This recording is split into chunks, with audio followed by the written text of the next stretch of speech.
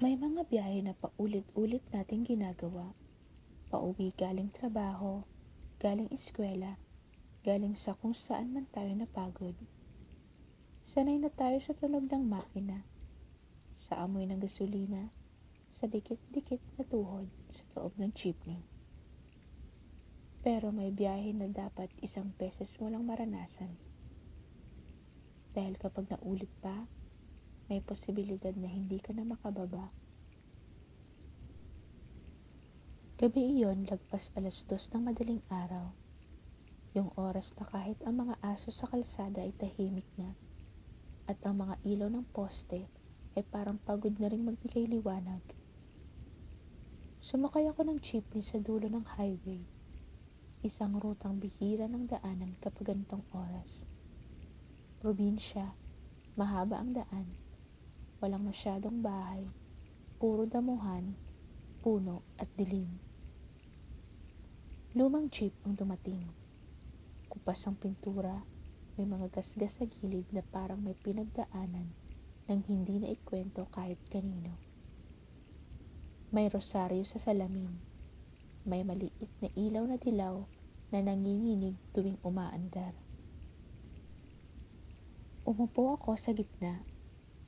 Kaunti lang kami nun. Tahimik, walang nag-uusap. May matandang lalaki sa dulo. Tulog. Nakasandal ang ulo sa bakal. May isang estudyante sa kabilang side. Yakap ang backpack. Halatang pagod.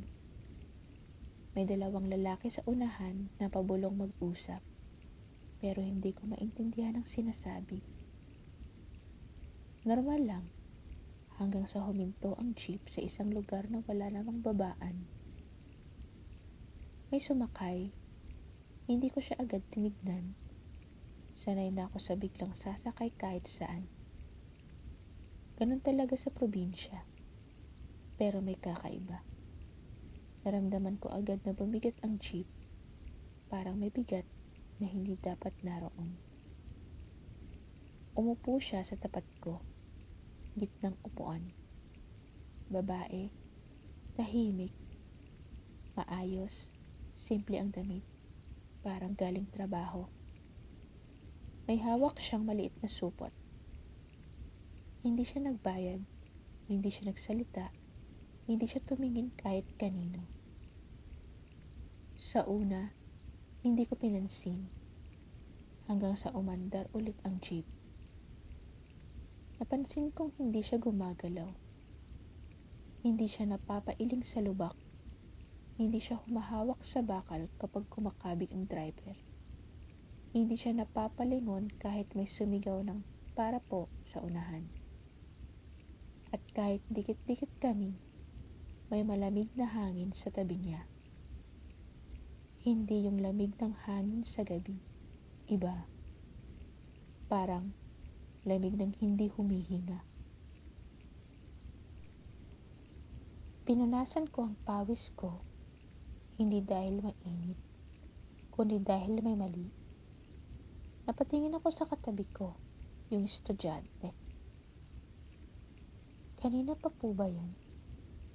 Saglit siyang tumingin sa babae, saka tumango.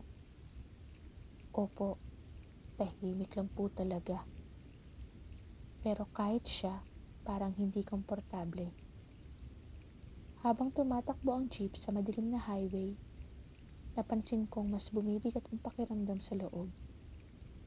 Walang nag-uusap, walang nagsiselfon, parang lahat kami ay biglang naging alerto. May humawak sa bakal, hindi ko alam kung sino. May malamig na hininga na parang dumaan sa leeg ko. Hindi ako gumalaw. May instinct sa katawan ko nagsasabing wag. Lumipas ang ilang babaan.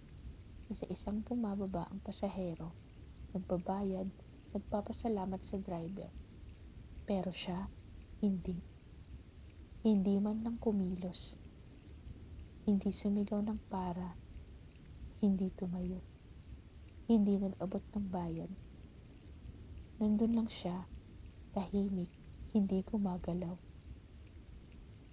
Hanggang sa huling babaan, Ayan na po, sabi ng driver. Isa-isa kaming bumaba. Ako ang huli. Pagbaba ko, may kung anong nagtulak sa akin na lumingon pabalik sa loob ng jeep. At doon, wala na siya. Walang babaeng bumaba, walang dumaan sa tabi ko, walang nagbukas ng kortina. Pero ang upuan niya, may bakas ng pagkakaupo. May 2 baril sa sahig, sakto sa pamasahe. At ramdam ko pa rin ang lamig. Nilapitan ko ang driver. Hindi ko alam kung bakit ko tinanong pero lumabas na lang sa bibig ko. Manong, hindi po ba kanina may babaeng sakay? Hindi siya agad sumagot. Matagal niyang hinigpitan ang hawak sa manibela. Hindi siya tumingin sa akin. Sa kanya sinabi, mahina pero malinaw. Anak, wag mo nang tanungin. May bigat sa boses niya, parang pagod, parang sanay na.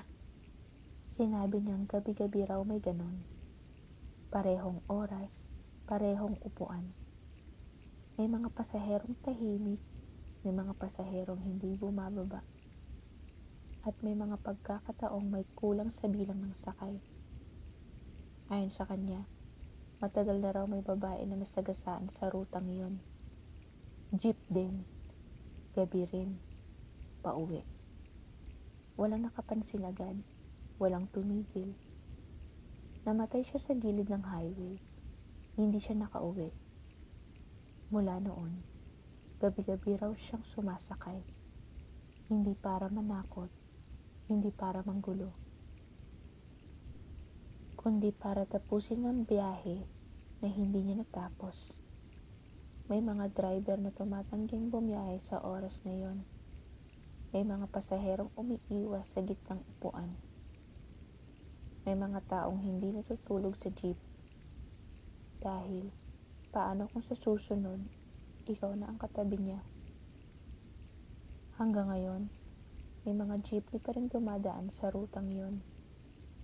Parehong tunog ng makina, parehong dilim, parehong katahimikan. At may mga video na rin kumakalat mula sa loob ng jeep, bakanting upuan na parang may nakaupo.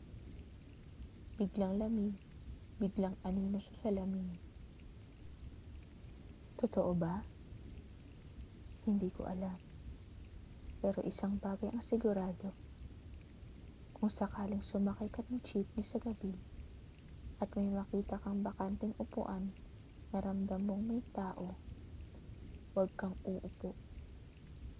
At kung may katabi kang tahimik, hindi gumagalaw, hindi humihinga, huwag mong kausapin.